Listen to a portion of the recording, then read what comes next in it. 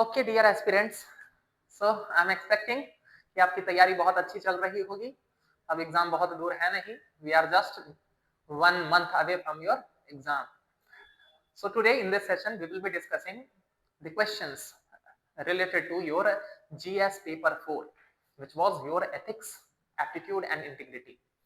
ये जो पेपर यहाँ इंस्टीट्यूट ऑफ बेसिक एजुकेशन में आपके टेस्ट सीरीज के अंदर कंडक्ट किया गया था, आज हम उसी के मॉडल आंसर्स क्या हो सकते थे, आपके एक आंसर में क्या कुछ कंटेंट डल सकता था, हम उसके बारे में बात करने की कोशिश करेंगे। ठीक है, ऑब्वियसली पहले ही मैं बता देता हूं कि ये कोई फॉर्मल क्लास नहीं है, तो I won't be able to go in detail here. मैं ऑब्वियसली आपको केवल क्वेश्चन के कुछ फॉर्मेट्स बता सकता हूं, क्या कि ये क्या फॉर्मेट हो सकते थे, इस आंसर को कैसे अच्छे से लिखा जा सकता था। ठीक है, तो with that let's begin our discussion. सबसे पहला है हमारा question, that is right to information is crucial. Right to information, पहला तो कीवर्ड क्या हो गया, आरटीआई। दूसरा है is crucial for transparency in governance, और कमेंट करना है यानी कि ओपन टॉक है। जरा देखिए, 3 कीवर्ड हैं और इन 3 कीवर्ड्स के साथ आपको डील करना है। तो the first thing first, always start with explaining the keywords. तो आप दोनों में से जो चाहे कीवर्ड्स के साथ स्टार्ट कर सकते हैं। देखिए क्या था ना यहाँ पर कैच, आप लोगों में से 90% बच्चों ने स्टार्ट किया है राइट टू इंफॉर्मेशन से, जबकि मेरा ये मानना है, अगर आप इस क्वेश्चन को ठीक से समझिए तो आपको ये दिख रहा होगा कि हमको राइट टू इंफॉर्मेशन को बस बाद में कनेक्ट करना है। पहले तो हमको ये समझाना है कि आखिर ट्रांसपेरेंसी इन गवर्नेंस क्या है या क्यों है, क्यों जरूरी है, और तब उसमें आप लिंक करिएगा कि राइट टू इंफॉर्मेशन इसमें कैसे हेल्प कर सकता है, तो आपके क्वेश्चन का फॉर्मेट ज्यादा अच्छा होगा। तो my suggestion for this answer would be, listen, फिर से मैं बोलूंगा क्या कि there is no one perfect structure, कई अलग अलग तरीके के स्ट्रक्चर हो सकते हैं। मैं अपनी तरफ से आपको एक स्ट्रक्चर बता रहा हूं। आई एम नॉट सेइंग कि आप केवल आंख बंद करके इसी को फॉलो कर सकते हैं, आप किसी और तरीके से भी कर सकते हैं, लेकिन यहाँ पर आप ये सीखने की कोशिश कीजिए कि किस तरह से क्वेश्चन को डिसाइफर किया जाता है, किस तरह से क्वेश्चन को ब्रेक करके क्वेश्चन की रिक्वायरमेंट को फुलफिल किया जाता है। ठीक, तो if I were in your place, अगर आपकी जगह पर होता तो फिर मैं क्या कर रहा होता, मैं करता कि पहले स्टार्टिंग में मैं बताता कि आखिर गवर्नेंस में ट्रांसपेरेंसी क्यों जरूरी है, और तब फिर मैं लेके आता आरटीआई को, और मैं ये बताता कि आरटीआई आने से ये कैसे बढ़ रहा है या आरटीआई का आना क्यों जरूरी है। ठीक है, ऑब्वियसली इस आंसर में मैं कुछ एथिकल जार्गन्स वगैरह यूज करता, कुछ टेक्निकल टर्म्स वगैरह यूज करता, जैसे कि आप लोगों को पता होगा कि सेकंड ईआरसी फर्स्ट रिपोर्ट वो आरटीआई के बारे में है, और उसमें कहा गया है कि इट इज द मास्टर की फॉर गवर्नेंस। तो आप चाहें तो इस कोट के साथ भी, इस लाइन के साथ भी स्टार्ट कर सकते हैं, that will make your answer more effective. ठीक है, तो पहले वाले पार्ट में मैं बताता, ऑब्वियसली यहाँ पर राइट टू इंफॉर्मेशन के बारे में बहुत बताने का स्कोप है नहीं, आपको ये बताना है कि राइट टू इंफॉर्मेशन कैसे ट्रांसपेरेंसी गवर्नेंस के लिए क्रूशियल है। आप लोगों ने क्या किया है, आप लोगों ने आधा आंसर लिखा है आरटीआई पर, और वही गलती हुई है, समझ गए ना। ठीक, तो पहले समझाइए कि ट्रांसपेरेंसी में गवर्नेंस का क्या मतलब है, या आप चाहें तो पहले गवर्नेंस समझा दीजिए एक पैराग्राफ में, इंट्रोडक्शन में, और फिर उसको कनेक्ट कर दीजिए कि ट्रांसपेरेंसी गवर्नेंस के लिए क्यों जरूरी है, और फिर तब कनेक्ट कीजिए कि आरटीआई के थ्रू ये कैसे बढ़ रहा है। ऑब्वियसली कमेंट है तो इसका मतलब आपको ओपन रहना है, तो आप जो है वो कंक्लूड करते करते अगर आपको दूसरा पार्ट भी बताना पड़ेगा कि आरटीआई जो है वो ट्रांसपेरेंसी को तो बढ़ा रहा है, लेकिन आरटीआई गवर्नेंस के सामने कई सारे चैलेंजेस भी क्रिएट कर रहा है, जैसे कि फेक बोगस आरटीआई जानबूझकर जो है वो बिना मतलब के क्वेश्चंस पूछना, बार बार क्वेश्चन पूछना, ये हैम्पर करता है। तो इस तरह के भी प्रॉब्लम्स हैं, आप चाहें तो ये भी बता सकते हैं। दूसरा बात ये भी बता सकते हैं कि ट्रांसपेरेंसी इसलिए भी नहीं ला पा रहा है क्योंकि अवेयरनेस बहुत कम है। कितने लोग हैं जो आरटीआई फाइल किए होंगे, आप ही लोगों में से कितने बच्चे होंगे जिन्होंने जिंदगी में कभी आरटीआई फाइल किया होगा। Got the point. तो इस तरह से आप कमेंट है तो इसीलिए आप दूसरे पार्ट को भी बताएंगे थोड़ा सा। ठीक है, now moving to the second question. तो ये था हमारा पहला क्वेश्चन। दूसरा question, which of the 3 principles of code of conduct will be given priority by you and why? Explain। ध्यान दीजिए, आधे तो ये why देखे ही नहीं, केवल वो बताते रह गए why ज्यादा जरूरी है, समझ गए ना। तो सबसे पहली बात तो इस क्वेश्चन का कीवर्ड है कोड ऑफ कंडक्ट, तो आपको कोड ऑफ कंडक्ट को बताना होगा। आपकी सिलेबस का टॉपिक है code of conduct and code of ethics, तो ऑब्वियसली आपके पास रेडीमेड डेफिनेशन होना चाहिए। ठीक है ना, बहुत बच्चे इस पेपर में क्या गलती कर रहे हैं कि वो डिफाइन सही तरीके से नहीं कर रहे हैं।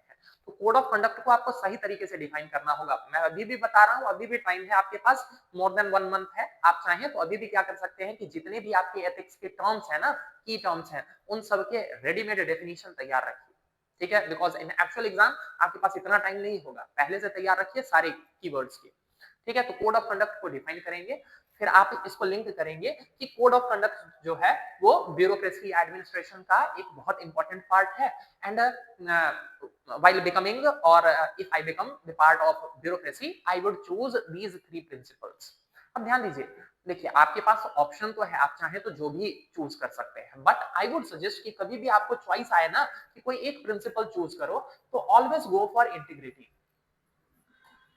ठीक है ना, because it is considered as the mother of all values और फाउंडेशनल वैल्यूज। क्यों? क्योंकि अगर आप इंटीग्रल है ना तो बाकी चीजें आपके अंदर ऑटोमेटिकली चली आती है, समझ गए? तो इसीलिए जब कभी भी आपको एक चूज करने के लिए बोला जाए ना, तो इंटीग्रिटी को हमेशा चूज कीजिएगा, ठीक है ना। वैसे गलत नहीं है अगर आप किसी और 2-3 को भी चूज कर रहे हैं, objectivity, transparency, let's assume public service, आप किसी भी 3 को चूज कर सकते हैं, कोई प्रॉब्लम नहीं है, but it is just a suggestion from my side कि इंटीग्रिटी के ऊपर थोड़ा सा ज्यादा फोकस कीजिएगा, ठीक है ना, क्योंकि इसको थोड़ा सा हायर लेवल का वैल्यू माना जाता है हमेशा से सिविल सर्विसेज या किसी भी पब्लिक सर्विस में, ठीक है ना। तो ऑलवेज गो फॉर इंटीग्रिटी, समझ गए? क्लियर? तो इंटीग्रिटी को आप चूज करिएगा और फिर बता दीजिएगा क्यों। सिमिलरली आप बताइएगा पब्लिक सर्विस, या जो भी आप 3 चूज कीजिएगा उनके बारे में एक लाइन लिख दीजिएगा, वही करना है आपको बस। क्लियर? स्ट्रेट फॉरवर्ड क्वेश्चन है। अब आप जो भी 3 चूज कीजिएगा वो आपकी मर्जी है, ठीक है ना। तो उसको बताइए और क्यों चूज कीजिएगा ये भी बताइएगा, क्या कि इसके चूज करने से कैसे आप ज्यादा इफेक्टिव हो सकते हैं, ज्यादा आप अच्छे से अपने ड्यूटी को फुलफिल परफॉर्म कर सकते हैं, ये बात मेंशन करना जरूरी है, ठीक है ना। Clear? The next one is a persuasion is important tool to ensure sustainable development। देखिए 2 की टर्म आ गए, पहला की टर्म है परसुएशन और दूसरा की टर्म क्या है यहाँ पर, दूसरा की टर्म है सस्टेनेबल डेवलपमेंट। तो सबसे पहले आप चाहें तो परसुएशन के बारे में बता सकते हैं और फिर सस्टेनेबल डेवलपमेंट के बारे में बता सकते हैं, और फिर इन दोनों के बीच में कनेक्ट करना होगा, आपको डिस्कस करना है, ठीक है ना। तो कनेक्ट करना होगा। तो परसुएशन समझा दीजिएगा कि परसुएशन क्या है, ये भी आपके सिलेबस का सीधे सीधे टॉपिक है, तो आपको क्लियरली इसका डेफिनेशन तैयार होना चाहिए। परसुएशन का मतलब है एटीट्यूड चेंज करने का रास्ता, जिसमें कम्युनिकेशन या कम्युनिकेशन मीन्स का यूज करके सामने वाले को इंफॉर्मेशन के थ्रू उसके एबीसी को, अफेक्शन, बिहेवियर, कॉग्निटिव मतलब एबिलिटीज को चेंज करने की कोशिश की जाती है, that is your persuasion. Sustainable development क्या है बता दीजिएगा, क्या कि सस्टेनेबल डेवलपमेंट जीने का वो तरीका है, ना केवल हम अपनी प्रेजेंट रिक्वायरमेंट को फुलफिल करते हैं, but even we keep for the future requirements as well. तो सस्टेनेबल डेवलपमेंट को आप बताएंगे, फिर बताइएगा कि सस्टेनेबल डेवलपमेंट गोल्स बताए गए हैं, 17 गोल्स बताए गए हैं, which have been for the 2015 to लेकर टू 2030 पीरियड। अब इसमें आपको बताना होगा कि we are lagging far behind in these sustainable development goals according to recent United Nation declarations or United Nations reports, special reports, that we are only 16% targets are online, otherwise we are lagging in nearly more than 80% of our targets। तो हम achieve नहीं कर पा रहे हैं। इसके लिए क्या जरूरी है, परसुएशन को लाने की जरूरत है। क्यों? क्योंकि थ्रू परसुएशन ही हम क्या कर सकते हैं, लोगों को सस्टेनेबल गोल्स की तरफ, सस्टेनेबल डेवलपमेंट गोल्स की तरफ लोगों को पुश कर सकते हैं। आदत बदलने की जरूरत है। यहाँ पर आप बताइएगा कि हम कैसे परसुएशन यूज कर सकते हैं। हम रोल मॉडल्स वगैरह को यूज कर सकते हैं, हम एडिशनल इंफॉर्मेशन वगैरह डाल सकते हैं, हम स्कूल वगैरह में इस तरह की एक्टिविटीज करवा सकते हैं, हम पॉलिटिकल लीडर्स, उसके अलावा जो हमारे रिलीजियस लीडर्स हैं उन सबका यूज कर सकते हैं, ताकि वो सस्टेनेबल डेवलपमेंट से रिलेटेड इंफॉर्मेशन डिलीवर करें। इंफॉर्मेशन जाएगा तो एबीसी, ठीक है ना, समझ गए ना। कॉग्निशन के लेवल पर कैब मॉडल था ना, सबसे पहले कॉग्निशन के लेवल पर चेंज आएगा, फिर अपने आप अफेक्शन के पर आएगा, फिर अपने आप बिहेवियर में चेंज आएगा। तो थोड़ा सा आप लोगों को यहाँ डिटेल में जाना था। आप लोगों ने क्या किया है, थोड़ा सा परसुएशन बताया है, थोड़ा सा सस्टेनेबल डेवलपमेंट बताया है, और हो गया answer.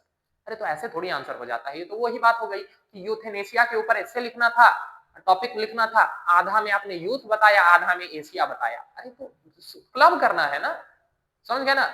Democracy is the best form of governance. तो आधा टाइम, आधा आंसर जो है वो डेमोक्रेसी पर लिखा है, आधा आंसर जो है वो गवर्नेंस पर लिखा है। अरे दोनों का क्लब भी तो बताइए कि how it is the best form.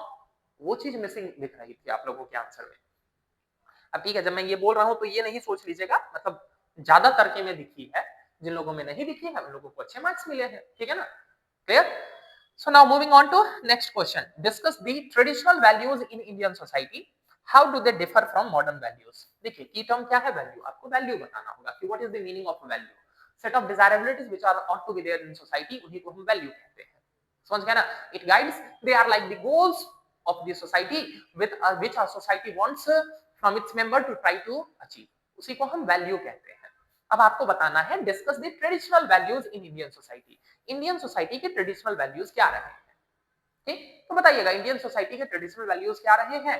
तो हमारे यहाँ पर कलेक्टिविज्म बहुत ज्यादा मजबूत रहा है. ट्रेडिशनल सोसाइटीज में हमारे यहाँ स्पिरिचुअलिज्म बहुत डोमिनेट करता रहा है. इसके अलावा कई सारे नेगेटिव वैल्यूज भी हैं जो मतलब मॉडर्न कंटेक्स्ट में अगर हम देखें तो वो नेगेटिव दिखते हैं. जैसे कि जेंडर बेस्ड इनइक्वालिटी बहुत हाई हुआ करती थी, कास्ट बेस्ड डिस्क्रिमिनेशन, ये सारी चीजें बहुत ज्यादा हमारे यहाँ पर थी. तो ये कुछ वैल्यूज, अरे 4-5 पॉइंट मैंने बताया है कि 3 कम होता है, 4 इनफ होता है, 4 से ज्यादा जो भी डालिए. तो आप ये 3-4 जो भी डाल सके, फैमिली वैल्यूज, इस तरह के पॉइंट्स आप डाल सकते हैं. फिर आपको बताना है how do they differ from modern values. तो कुछ मॉडर्न वैल्यूज की चर्चा कर दीजिएगा. ज्यादा अच्छा स्ट्रक्चर तभी बनेगा कि जैसे जैसे आपने यहाँ पर बताए हैं ना ट्रेडिशनल वैल्यूज, उन्हीं के जस्ट अपोजिट वाले बताइएगा. तो पहले क्या था, पहले था कलेक्टिविज्म, अब क्या हो रहा है आपका इंडिविजुअलिज्म बढ़ रहा है. पहले क्या था मटेरियलिज्म, सॉरी स्पिरिचुअलिज्म, तो अब क्या बढ़ रहा है, अब बढ़ रहा है मटेरियलिज्म. समझ गए ना. तो जस्ट जो वहां पर बताया है उसका अपोजिट वाला बताइएगा कि कुछ अच्छे भी हो रहे हैं, जैसे कि पहले जेंडर इनइक्वालिटी ज्यादा थी, अब जेंडर इक्वालिटी की तरफ बात बढ़ रही है. समझ गए ना. कास्ट बेस्ड डिस्क्रिमिनेशन वगैरह धीरे धीरे कमजोर हो रहे हैं due to rationality and all those things. तो अब नए तरह के वैल्यूज डेवलप हो रहे हैं. Got the point.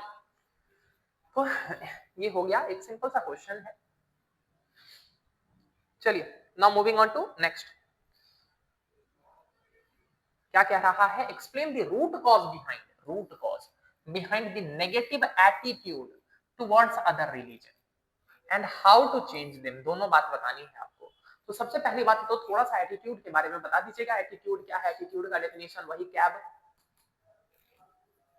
About any psychological object. ठीक है ना.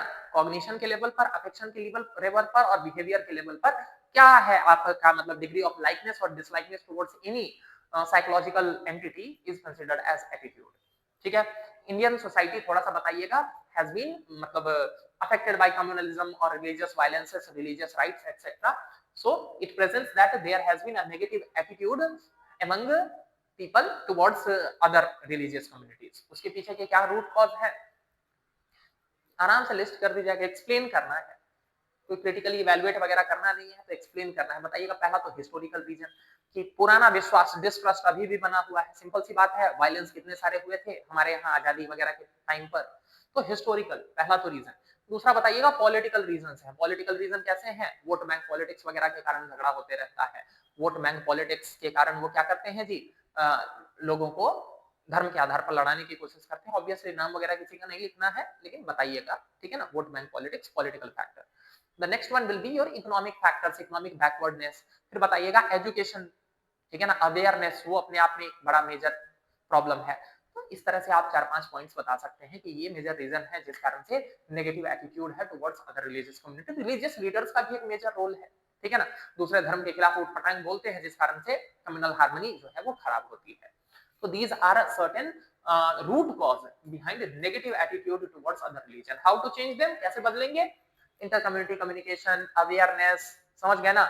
ये जो पॉलिटिकल यूज के लिए जो है इसको जो रिलीजन का यूज होता है इसके ऊपर एक्शन लेना, इसको कम करना, ये सारे तरीके हैं. रिलीजियस लीडर्स वगैरह को थोड़ा सा ठीक से बात करना चाहिए, बाकी रिलीजियस कम्युनिटीज वगैरह को भी इन्वॉल्व करना चाहिए, या फिर सभी धर्मों में की अच्छी बातों को बताना चाहिए.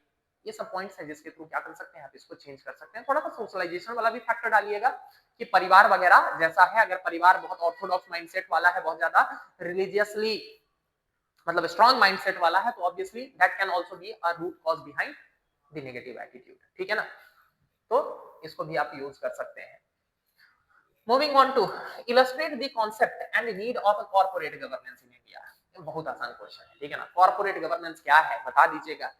ठीक है ना. वही 1990 कॉर्पोरेट गवर्नेंस धीरे धीरे मतलब 1990s के टाइम पर कॉर्पोरेट गवर्नेंस की बात उठती है. कैडबरी कमेटी वगैरह थोड़ा सा बता दीजिएगा.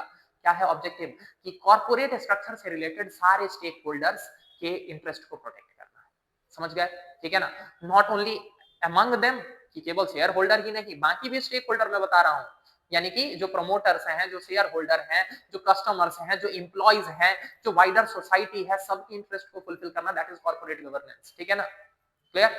कॉर्पोरेट गवर्नेंस के कॉन्सेप्ट को समझाना है, तो इसी को थोड़ा सा खोलकर समझा दीजिएगा, एक एक जो स्टेक होल्डर है सबके बारे में थोड़ा थोड़ा बता दीजिएगा, क्या की क्या है कॉन्सेप्ट, थोड़ा सा इवोल्यूशन के बारे में भी चाहे तो बता सकते हैं। और फिर बताना है आपको नीड, नीड क्यों जरूरी है, जरूरी इसलिए है क्योंकि अगर कॉर्पोरेट गवर्नेंस होगा तो लोगों का ट्रस्ट बढ़ेगा, ट्रस्ट बढ़ेगा तो क्या होगा जी, और ज्यादा इन्वेस्टमेंट हो पाएगा, और ज्यादा एफडीआई आएगा, और ज्यादा जॉब क्रिएट होंगे। कॉर्पोरेट गवर्नेंस होगा तो जो इंप्लॉइज काम कर रहे हैं उनका एक्सप्लॉइटेशन कम होगा, ठीक है ना, एम्प्लॉयमेंट अपॉर्चुनिटीज ज्यादा बढ़ेंगी, जिससे ग्रोथ, सबका इकोनॉमिक डेवलपमेंट, सबका विकास होगा। सीधा सीधा क्वेश्चन है जी, ठीक है ना, ज्यादा बाएं दाएं कुछ भी नहीं है, आपके सिलेबस में सीधे टॉपिक है कॉर्पोरेट गवर्नेंस, उसी से रिलेटेड ये क्वेश्चन है। The next one is what, explain the ethical concerns in public and private institutions. Public and private institution, अब यही है स्ट्रक्चर का गेम। क्या करना है, पहले आपको एथिकल कंसर्न्स को समझाना है कि आखिर एथिकल कंसर्न का मतलब क्या होता है। बताइएगा कि ऐसे कंसर्न जिसमें कोई एक डायमेंशन एथिक्स से रिलेटेड हो, यानी कि कोई नैतिक, समझ गए ना, हर कंसर्न जो होता है वो एथिकल कंसर्न नहीं होता है, ठीक, हर कंसर्न जो होता है वो एथिकल कंसर्न नहीं होता है। ऐसे कंसर्न जिसमें एथिक्स से रिलेटेड कुछ मुद्दे एसोसिएटेड हो, उन्हीं को हम एथिकल कंसर्न कहेंगे। Got the point. अब पब्लिक इंस्टीट्यूशन में कौन से होंगे, 4 पॉइंट, प्राइवेट इंस्टीट्यूशन में कौन से होंगे, 4 पॉइंट, हो गया खत्म आपका आंसर। एक्सप्लेन करना है थोड़ा थोड़ा, एक लाइन लिख दीजिएगा सबके बारे में। तो पब्लिक इंस्टीट्यूशन में क्या से कंसर्न होते हैं, जैसे कि सीक्रेसी को फॉलो करें, कि ट्रांसपेरेंसी को फॉलो करें, समझ गया ना, अपने आप में एक कंसर्न। दूसरा कंसर्न बता दीजिएगा कि ड्यूटी को फॉलो करें, कि क्या बोलते हैं, मतलब ऑब्जेक्टिविटी को फॉलो करें, कि इंपैथी को फॉलो करें, समझ गए। और क्या कंसर्न होते हैं कि should be focus on rules और rather should we go for the goals, इस तरह के कंसर्न है पब्लिक इंस्टीट्यूशन में, ठीक है, क्लियर। और क्या है ethical concern, corruption, private interest versus public interest, इस तरह के कंसर्न्स हैं जो पब्लिक इंस्टीट्यूशन में लाई करते हैं। वहीं अगर प्राइवेट इंस्टीट्यूशन में बात जाए, ये हेडिंग बनाइए ताकि एग्जामिनर को दूर से दिखे कि यहाँ पर दूसरा पार्ट शुरू हो रहा है, ठीक है ना।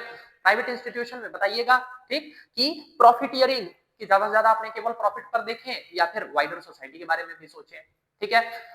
कंपनी का प्रॉफिट बढ़ाएं कि एम्प्लॉइज का वेलफेयर सोचें, ठीक है ना। प्रोडक्ट की प्राइस बढ़ाएं कि लोगों की अफोर्डेबिलिटी के बारे में सोचें, ठीक है, क्लियर। स्टेक मतलब केवल कंपनी अपने मालिकों के बारे में सोचे कि शेयर होल्डर्स के इंटरेस्ट के बारे में सोचे, इस तरह के है कंपटीशन। बाकी लोग जो है वो कंपटीशन में आगे निकलने के लिए फेक एडवर्टाइजिंग कर रहे हैं, फेक प्रोमिसेस कर रहे हैं, तो क्या हम भी करें। These are the political, these are the ethical concerns associated with private institutions, ठीक है। आई होप इतने पॉइंट्स आप लोगों के लिए इनफ है। इनके ऊपर भी अगर आप काम करके चले जाएंगे, कई सारे क्वेश्चन आपको सीधे सीधे भी मिल सकते हैं, ठीक है। Although I am not claiming that, but obviously if you structure them properly और इफ यू मतलब revise them properly, you can get help from even this paper in your actual exam. Now that is discuss the philosophical basis of a probity in governance। देखिए क्या है keyword probity in governance, समझाइए। एक paragraph तो इसी के ऊपर चला जाएगा, प्रोबिटी को डिफाइन कीजिए और प्रोबिटी इन गवर्नेंस क्यों जरूरी है वो बताइएगा, की टर्म है आपके सिलेबस का, ये तो मेन हेडिंग है, पूरा क्लास में बताया है डिटेल में, प्रोबिटी, इंटीग्रिटी, ऑनेस्टी, तीनों में क्या रिलेशन है, क्या डिफरेंस है, सब कुछ क्लियर किया है, ठीक है। तो you should be thorough with this, clear. उसके बाद फिलोसॉफिकल बेसिस, ये भी आपके सिलेबस का टॉपिक है, पूरा बताया था, अरिस्टोटल, प्लेटो, सोक्रेटिस, हीगल। उसके अलावा इंडिया में आ जाइए तो गीता, कांट, मतलब इंडिया में कांट नहीं है ऑब्वियसली, कांट बाहर ही है, इमैनुअल कांट, लेकिन इंडिया में गीता, फिर उसके अलावा चाणक्य, ये सब बता रखा है। वही सारे फिलोसॉफिकल बेसिस डालने हैं। आप जो है ना यहाँ पर क्या डाल रहे थे, प्रिंसिपल्स डाल रहे थे, वैल्यूज डाल रहे थे। अरे यार फिलोसॉफिकल बेसिस पूछा है कि प्रोबिटी के पीछे की फिलोसफी क्या है, समझ गए ना, तो वो आपको समझाना था यहाँ पर, क्लियर। तो ये थे आपके क्वेश्चंस, ठीक है ना। अब आगे बढ़ते हैं, जो कि आपके किस टॉपिक से रिलेटेड है, अब है आपका केस स्टडी वाला सेक्शन, ठीक है ना। ये जो बाकी क्वेश्चन है वो प्रकाश सर ने आपका डिस्कस कर दिया होगा, ठीक है। Now moving to second section B. अब जरा देखिए, ध्यान से देखिए, मैं पहले ही आपको ये बात क्लियर कर दूं, देखिए केस स्टडी में कंटेंट से ज्यादा स्ट्रक्चर, आर्ग्यूमेंट, जस्टिफिकेशन मैटर करता है। तो जब मैं आंसर बता रहा हूं ना, इसका ये मतलब नहीं है कि यही एकमात्र रास्ता होगा, ऑब्वियसली, तो ओपन माइंडेड होके ही सुनिएगा, ठीक है ना। तो आप क्या लिख रहे हैं, क्या आप सॉल्यूशन दे रहे हैं, उससे ज्यादा मैटर करता है कि उसके पीछे का जस्टिफिकेशन क्या दे रहे हैं। सेम एक केस में मेरा आंसर कुछ और हो सकता है, मेरा कोर्स ऑफ एक्शन कुछ और हो सकता है, आपका कोर्स ऑफ एक्शन कुछ और हो सकता है। तो बिल्कुल ओपन माइंडेड होके ही सुनिएगा, ठीक है ना। ये नहीं कि अरे नहीं सर इसमें ये तो नहीं होगा, ये होना चाहिए। अरे आपका अपना वो ओपिनियन हो सकता है, मेरा ओपिनियन अलग हो सकता है। ऑब्वियसली जरूरी तो नहीं है कि आपका कोर्स ऑफ एक्शन वही हो, ठीक है ना। तो इसी डिस्क्लेमर के साथ मैं केस स्टडी को डिस्कस कर रहा हूं, ठीक है ना। अदरवाइज केस स्टडी डिस्कस भी नहीं किए जाते हैं, केस स्टडी का कोई मॉडल आंसर भी नहीं होता है, ठीक है ना। क्यों? क्योंकि केस स्टडी में स्ट्रक्चर सबके अपने अपने होते हैं, सबका जस्टिफिकेशन अलग अलग होता है। तो आप इसी ओपन माइंडेडनेस के साथ लिबरल होकर ही इन बातों को सुनिएगा, ठीक है ना। चलिए आते हैं, पहला केस स्टडी है आपका इलेक्शन ड्यूटी से रिलेटेड, जिसमें आपको एक गाड़ी मिली है जो कि पैसों से भरी हुई है, ठीक है। आपसे क्या पूछ रहा है, what options do you have. Politicians ने आपको फोन भी किया है, आपने अपने सीनियर से कांटेक्ट भी किया है, नहीं रीच हो पा रहा है। अब क्या ऑप्शंस है। अब देखिए जब आपसे ऑप्शन पूछा है तो ऑप्शंस में पॉइंट्स डालिए। जितने ज्यादा ऑप्शन डालेंगे दिखेगा क्या कि आप कितने अलग अलग रास्ते सोच पा रहे हैं। आप लोगों में क्या है, दो ही ऑप्शन लिखा बस खत्म कर दिया। अरे जितना ज्यादा ऑप्शन डालोगे ये दिखाता है क्या कि आपके सोचने का दायरा कितना ब्रॉडर है। समझ गए ना। क्लियर। केस स्टडीज आंसर जानने के लिए नहीं होते हैं, कैंडिडेट की पर्सनैलिटी को समझने के लिए होते हैं। समझ गए। ऑप्शन डालिए। हमेशा देखिए कम से कम 3 ऑप्शन होने चाहिए, ठीक। एक लेफ्ट, एक राइट, एक बीच का रास्ता। समझ गए ना। तो 3 ऑप्शन तो होने ही चाहिए, 3 से कम ऑप्शन कम है। समझ गए ना। तो एक इस एंड को खोज लीजिएगा, एक उस एंड को पकड़ लीजिएगा, एक बीच का रास्ता, ठीक। तो पहला क्या है कि गाड़ी जाने देंगे, दूसरा क्या है कि गाड़ी नहीं जाने देंगे, तीसरा क्या है कि बीच का रास्ता कुछ निकालिए। बीच का रास्ता क्या निकालेंगे, वेट करेंगे भाई, ठीक है, सीनियर्स का वेट करेंगे, ठीक। बट अगले पार्ट में क्या है, what will you do in this situation. Obviously इसके बारे में थोड़ा सा मेरिट डिमेरिट वगैरह लिखिएगा, 20 मार्कर है जी, ठीक है ना। यहाँ 250 बोल रहा हूँ, 300 वर्ड्स के आसपास आपको लिखना होता है। You are going to get nearly 3 pages. Nearly बोल रहा हूँ क्यों, क्योंकि 3 से ज्यादा भी हो सकता है। एक पेज के ऊपर आपकी ये केस स्टडी प्रिंटेड रहेगी, तो मान के चलिए आधा पेज तो वहां चला गया, तो you can expect nearly 4 page, 3.5 page to मतलब फॉर दिस क्वेश्चन। समझ गए ना। तो थोड़ा सा खोल के लिखना होता है। तो what options do you have, अगर सीधे उसने बोला है तो थोड़ा सा मेरी डिमिनिट बता दीजिएगा। और बाकी यहाँ पर स्ट्रक्चरिंग का गेम होता है, तो क्लास में मैंने सिखा रखा है कैसे इंट्रोड्यूस करना है, कैसे जो है वो डायग्राम्स डालने हैं, क्या क्रिएटिविटी होनी चाहिए, ये सब चीजें मैं सिखा चुका हूँ, यहाँ नहीं सिखा पाऊंगा, ठीक है ना। What will you do in this situation, बताइएगा, ध्यान से सुनिए। किसी भी कंटेक्स्ट में ऑब्वियसली रियल लाइफ में आप क्या करेंगे दैट इज नॉट मतलब माय कंसर्न हियर, लेकिन यहाँ एथिक्स का पेपर है, तो एथिक्स के पेपर में आपका एथिकल रहना जरूरी है। अब यहाँ पर ज्यादा प्रैक्टिकल हो जाएंगे ना कि अरे नहीं सर प्रैक्टिकलिटी में तो यही करेंगे, तो फिर एथिक्स के पेपर में नंबर नहीं मिलने वाले हैं। समझ गए ना। वो प्रैक्टिकलिटी आप रियल लाइफ में दिखाइएगा, यहाँ पर जो है वो आपको एथिकल रहना जरूरी है। समझ गए ना। प्रैक्टिकलिटी का मतलब है क्या कि जो आप रियल लाइफ में करने वाले हैं उससे मतलब है यहाँ, ठीक है ना। तो यहाँ पर since you are on duty आप छोड़ नहीं सकते हैं, आपको एक्शन तो लेना पड़ेगा, बस यही बात है, यही आपको समझाना है। आप चाहे आप इसको जैसे समझाइए, ठीक है। Moving on to the next case study. अगला केस स्टडी क्या है, वही एसडीएम है, फार्मिंग। आप गए हैं देखने के लिए, पास्ट 10 ईयर में बहुत तेज ग्रोथ दिखाया है उसने, लेकिन आपको क्या पता चल रहा है कि लोगों को जबरदस्ती वहां काम करवाया जा रहा है। जबरदस्ती क्या है, जनरेशन से वो लोग बंधे हुए हैं, it's like a bonded labour, ठीक है ना। however you feel basic human rights are getting violated in this situation based on this scenario, answer the following। पहला तो है ethical issues present here। Ethical issues बताने हैं। आधे बच्चों को तो यही नहीं एग्जैक्टली पता था आंसर लिखते वक्त कि एथिकल इश्यूज का मतलब क्या होता है। समझे। कोई भी इशू एथिकल इशू नहीं हो जाता है। क्लियर हुआ ना। एथिकल इशू के लिए फिर से बताया कि उस इशू में एथिकल डायमेंशन का इंक्लूडेड होना जरूरी है, ठीक है। तो यहाँ कोशिश कीजिए कम से कम 4-5 एथिकल इश्यूज डालें, उनके बारे में 2-2 लाइन लिखें कम से कम, ठीक है ना।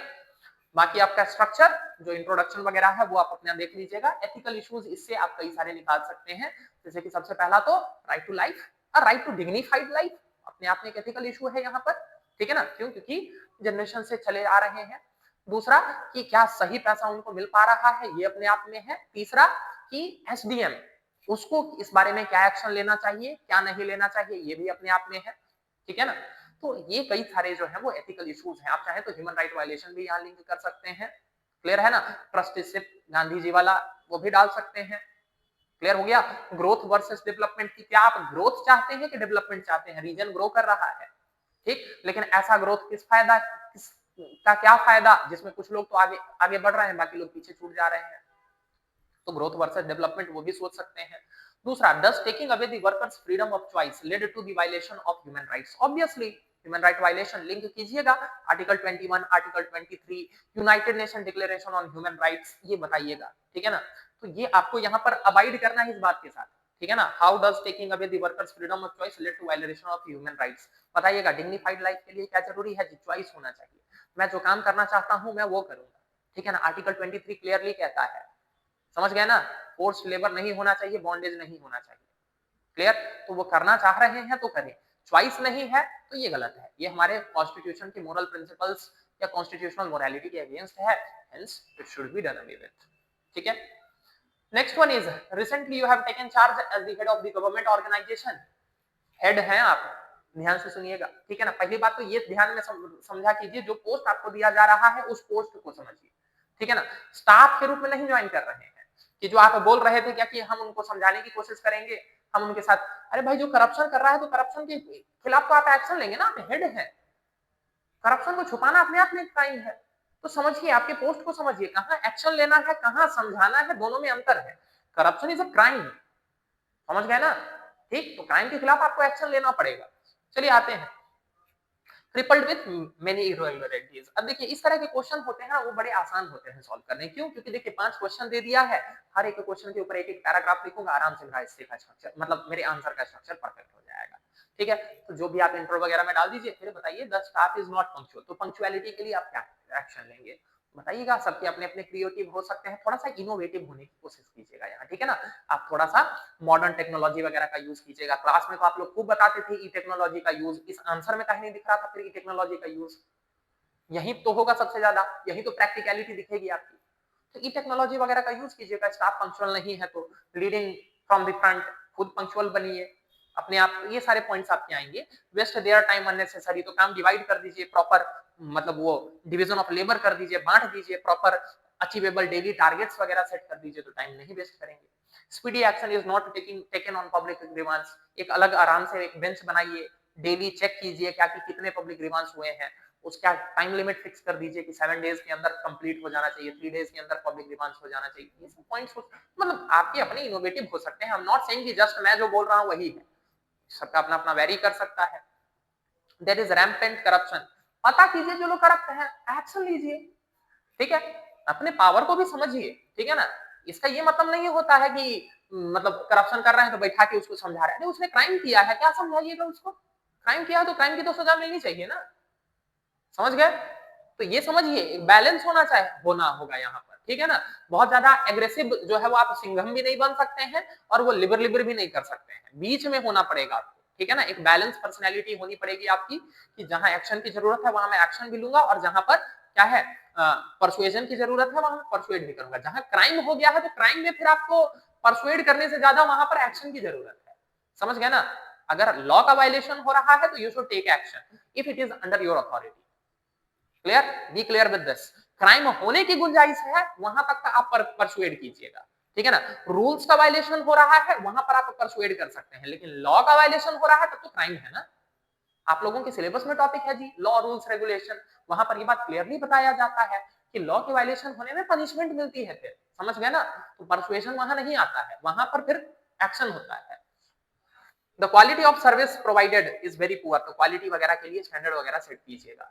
Next one is a convicted gangster decides to make charitable offer, 10 crore दे रहा है और चिल्ड्रन विंग बनवाना चाह रहा है, लेकिन क्या बोल रहा है कि पवेलियन उसके नाम पर करो। The hospital board accept the gift with that stipulation, accept हो चुका है, पहली बात तो ये समझ लीजिए। अब आपसे पूछ रहा है do you think the hospital was right in accepting the gift. अब देखिए ध्यान से सुनिए, प्रॉब्लम क्या होता है, आप लोग पहले ही लाइन में वर्डिक्ट सुना देते हैं। केस स्टडीज के क्वेश्चन इस तरह के आते हैं, लेकिन आपके साथ दिक्कत क्या है ना कि आप पहले ही लाइन में लिख देते हैं क्या कि yes the hospital was right या yes the hospital was wrong. अरे एक बात बताइए, पहले आप डिस्कशन तो कीजिए, वर्डिक्ट तो बाद में होगा ना। पहले ही लाइन में लिख दीजिएगा तो फिर एग्जामिनर आपका बाकी बात क्यों पढ़े, वहीं पर काट दे या वहीं पर नंबर दे के आप मतलब टिक करके नंबर दे दे आपको, यही चाह रहे हैं आप फिर, ठीक है। तो क्या करना है, इस तरह के क्वेश्चंस में सीधे पहले लाइन में नहीं yes according to me he was right, इस तरह के चीजों से बचना है, ठीक है ना। ये बचकाना हो जाता है थोड़ा सा, क्लियर ना। तो आप दोनों पक्षों की पहले चर्चा कीजिए, उसके बाद वर्डिक्ट सुनाया जाता है। तो कहां तक सही था, कहां तक गलत था, ये दोनों बताइए और उसके बाद आपको नहीं ही बताना है। काहे को इस केस स्टडी का मतलब ही यही था। तो ज्यादा यहाँ फिर से प्रैग्मेटिक होने के चक्कर में नहीं रहिएगा। समझ गए ना?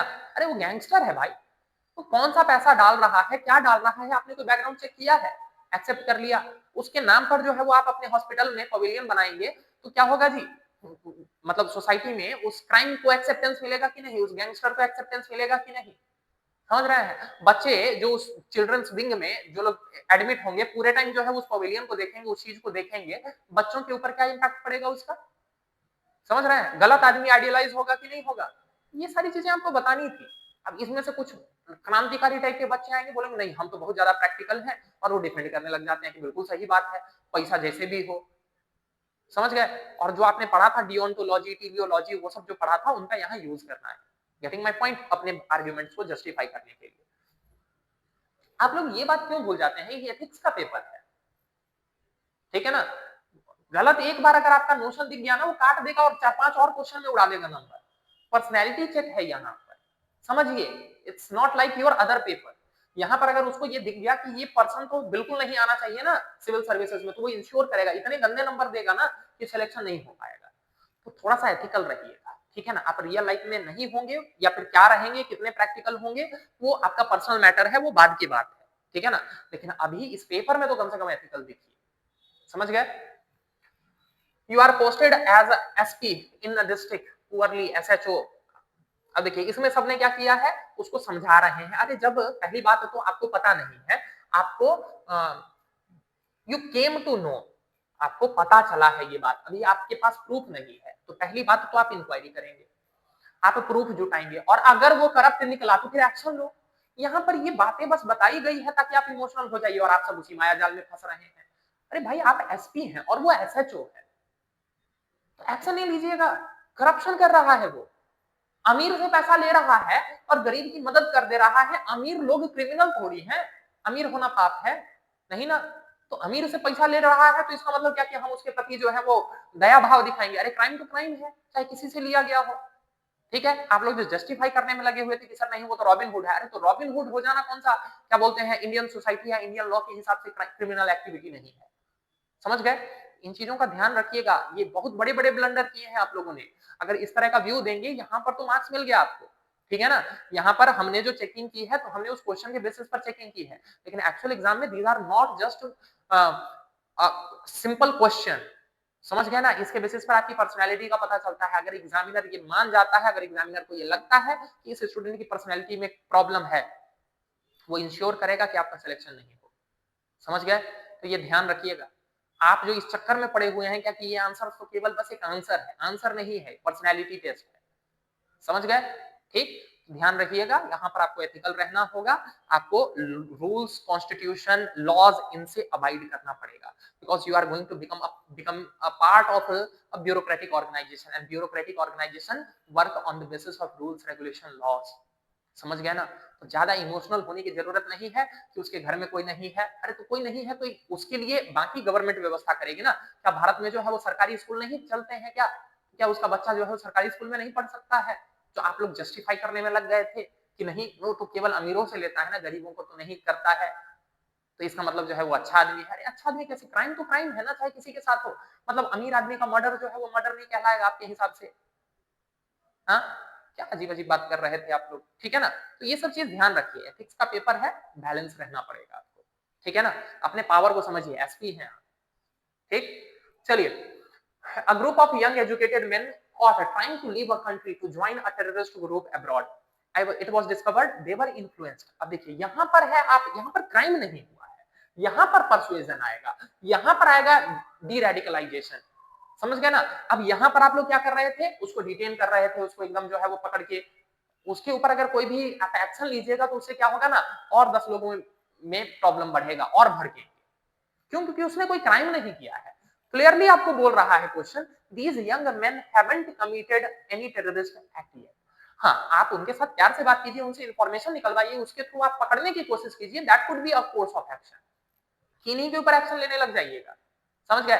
इनको रिहैब कैंप में भेजिए, इनका डी रेडिकलाइजेशन करवाइए। हाँ, since you are in charge of, कहां गया जी, सीनियर इंटेलिजेंस ऑफिसर, आप सीनियर इंटेलिजेंस ऑफिसर हैं, तो आप ये करवा सकते हैं कि इनके ऊपर सर्विलांस रखिए कम से कम 6 महीना 1 साल भर का सर्विलांस इंश्योर कीजिए कि देखिए कहीं कुछ गड़बड़ तो नहीं हो रही है।